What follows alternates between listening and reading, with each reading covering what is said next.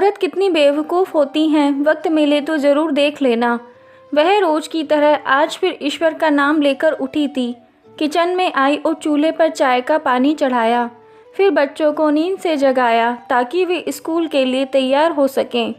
कुछ ही पलों में वो अपने सास ससुर को चाय देकर आई। फिर बच्चों का नाश्ता तैयार किया और इस बीच उसने बच्चों को ड्रेस भी पहनाई।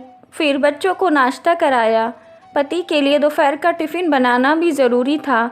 इस बीच स्कूल का रिक्शा आ गया और वो बच्चों को रिक्शा तक छोड़ने चली गई। वापस आकर पति का टिफ़िन बनाना और फिर मेज से झूठे बर्तन इकट्ठा किए।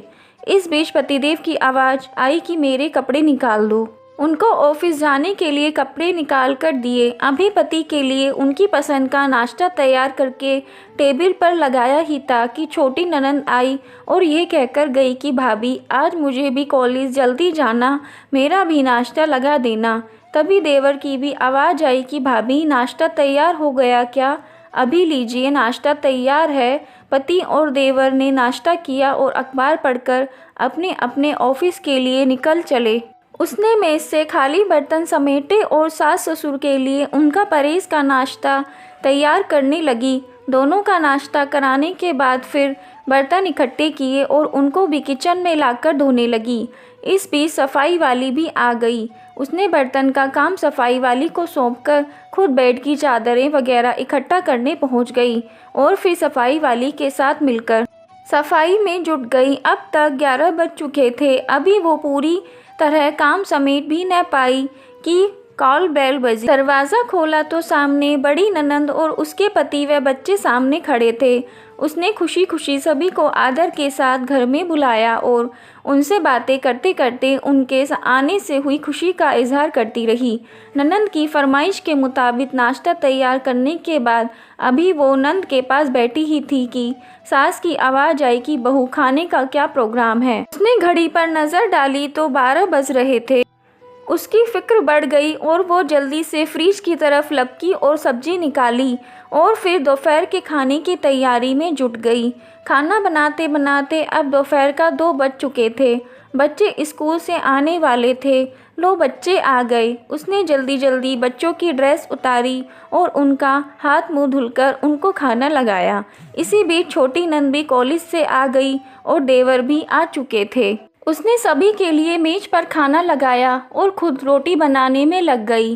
खाना खाकर सब लोग फ्री हुए तो उसने मेज से बर्तन जमा करने शुरू कर दिए। इस वक्त 3 बज रहे थे। अब उसको खुद को भी भूख का एहसास होने लगा था। उसने हॉट पॉट देखा तो उसमें कोई रोटी नहीं बची थी।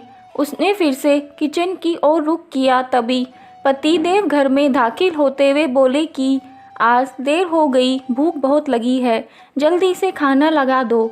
उसने जल्दी जल्दी पति के लिए खाना बनाया और मेज पर खाना लगाकर पति को किचन से गर्म रोटी बनाकर लाकर देने लगी। अब तक 4 बज चुके थे। अभी वो खाना खिला ही रही थी कि पति ने कहा कि आ जाओ, तुम भी खा लो। उसने हैरत से पति की तरफ देखा तो उसे ख्याल आया कि आज मैंने सुबह से कुछ भी नहीं खाया। इस ख्याल के आते ही वो पति के साथ खाना खाने बैठ गई। अभी पहला निवाला उसने मुंह में डाला ही था कि उसकी आंखों से आंसू निकल आए। पति देव ने उसके आंसू देखे तो फौरन पूछा कि तुम क्यों रो रही हो। वो खामोश रही और सोचने लगी कि इन्हें कैसे बताऊं कि ससुराल में कितनी मेहनत के बाद ये रोटी का निवाला नसीब होता है और लोग इसे मुफ्त की रोटी कहते हैं। पति के बार बार पूछने पर उसने सिर्फ इतना ही कहा, कुछ नहीं, बस ऐसे ही आंसू आ गए। पति मुस्कुराए और बोले कि तुम औरतें भी बड़ी बेवकूफ़ होती हो, बिना वजह रोना शुरू कर देती हो। Thanks for watching friends. आपको हमारी यह कहानी पसंद आई है तो वीडियो को लाइक करिए, चैनल को सब्सक्राइब करके बेल आइकन ज़रूर प्रेस कर लें।